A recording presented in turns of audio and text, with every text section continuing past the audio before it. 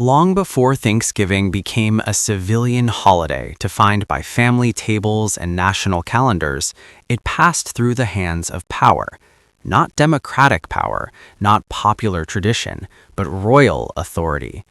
Its transformation from a fragile colonial observance into an officially recognized day of gratitude was shaped, approved, and regulated by monarchs and their representatives, who used Thanksgiving not only as a religious expression, but as a political instrument. In the early 17th century, the English world was still deeply hierarchical. The king stood at the top, not only as a ruler of land and people, but as a guardian of divine order.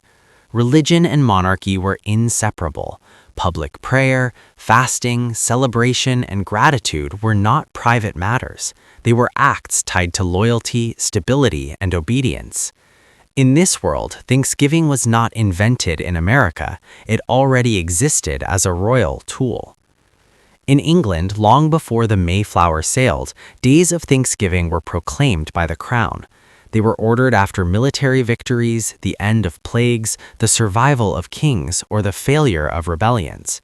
When the Spanish Armada was defeated in 1588, Queen Elizabeth I ordered a national Thanksgiving. Churches rang their bells, sermons were delivered, and the message was clear: God favored the crown, and the crown ruled by divine will. Gratitude reinforced legitimacy. This royal tradition crossed the Atlantic with the colonists. The Pilgrims themselves did not reject monarchy at first. They still considered themselves English subjects, even as they separated religiously from the Church of England. Their understanding of Thanksgiving was shaped by English custom, where gratitude was declared formally, collectively, and often by authority. In the colonies, however, the distance from the king created a strange transformation.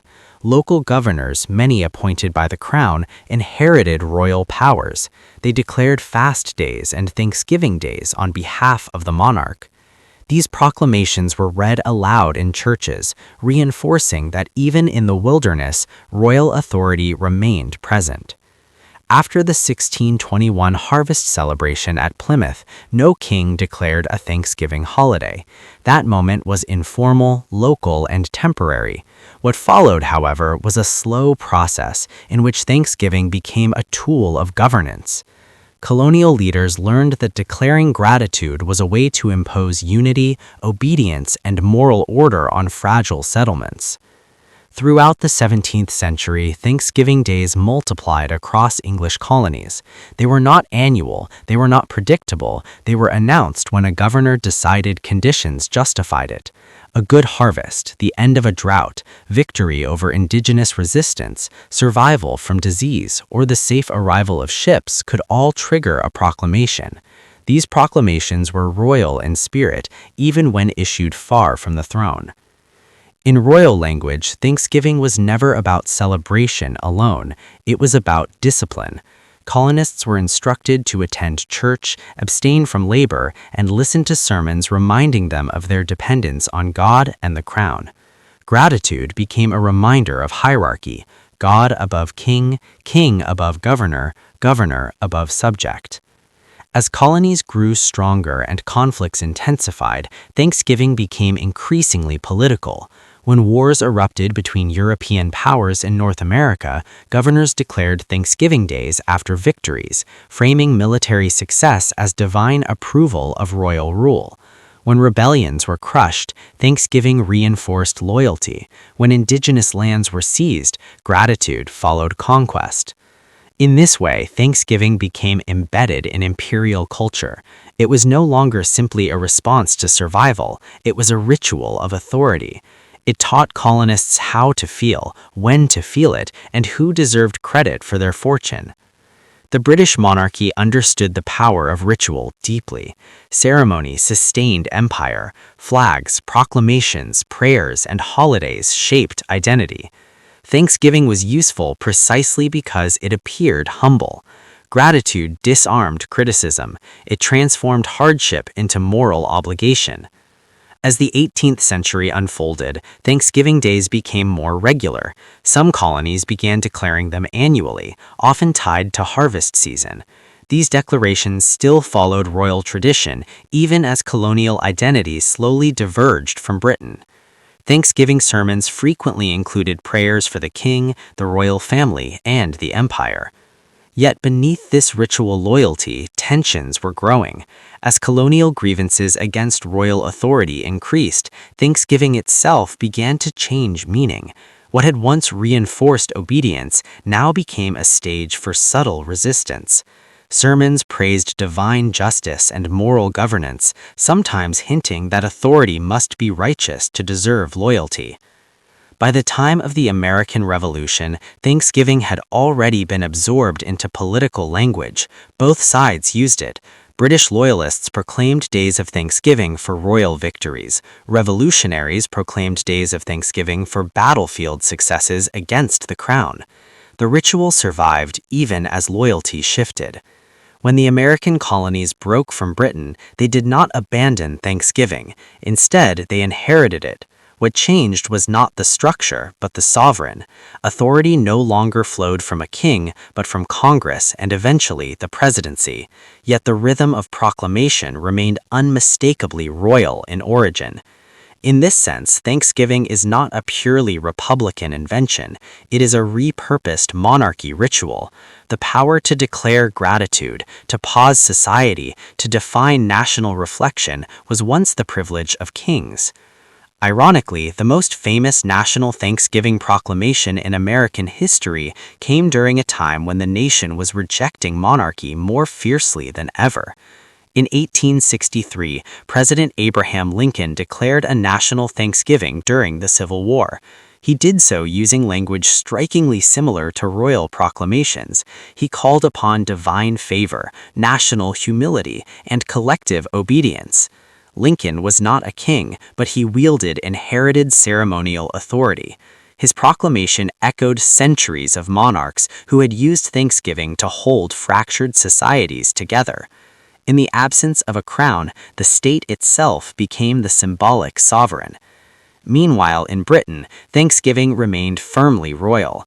The monarchy continued to proclaim days of Thanksgiving for coronations, royal births, military victories, and survival from assassination attempts. Churches across the empire echoed these commands. Gratitude remained centralized, ceremonial, and controlled. What is often forgotten is that Thanksgiving's structure, timing, and tone were never shaped by common people alone. Its survival depended on power recognizing its usefulness. Kings understood that gratitude could be governed. Even the familiar imagery of Thanksgiving as a peaceful, divinely blessed origin story owes much to royal narrative tradition. Monarchies have long crafted founding myths that emphasize providence, destiny, and moral order. The Pilgrim story was shaped and preserved within that framework. By the 19th century, as the United States solidified its identity, Thanksgiving became annual and civilian, but its royal DNA remained. Fixed dates replaced spontaneous proclamations, yet the holiday still carried the weight of authority. Schools taught a sanitized origin story. Public ceremonies reinforced unity. Gratitude became national duty. For royal-focused narratives, Thanksgiving represents something deeper than a meal. It represents how rulers understood emotional culture. It demonstrates how rulers understood the psychology of survival and hope. Gratitude was not left to chance. It was commanded, timed, and ritualized. Even today, when people believe Thanksgiving is purely cultural, they participate in a tradition designed by power. The pause of normal life, the shared narrative, the moral reflection, all echo ancient royal practices. Thanksgiving did not rise from the people upward, it descended from authority downward. It was shaped by kings before it was embraced by citizens. Its transformation reflects the evolution of power itself, from throne to state, from crown to nation. Understanding this does not diminish Thanksgiving, it reveals its true complexity. It is both intimate and political, both spiritual and strategic, both humble and authoritative. When monarchs adopted Thanksgiving, they did not invent gratitude, they controlled it. They recognized that collective thanks could unify populations more effectively than force. A grateful people is a stable people. A thankful nation is less likely to rebel. This is why Thanksgiving survived revolutions, regime changes, and cultural shifts. It adapted because power adapted. Kings used it, presidents inherited it, states normalized it. Thanksgiving as we know it today is not merely a memory of survival, it is the legacy of royal governance written into cultural habit. Its endurance is proof that rituals of authority once embedded deeply enough outlive the rulers who created them. And so, when modern audiences look back at Thanksgiving, they are not just seeing a table in 1621, they are seeing centuries of monarchy shaping how gratitude is expressed, when it is allowed, and what it symbolizes. The story of Thanksgiving is not complete without the crown, without royal proclamation.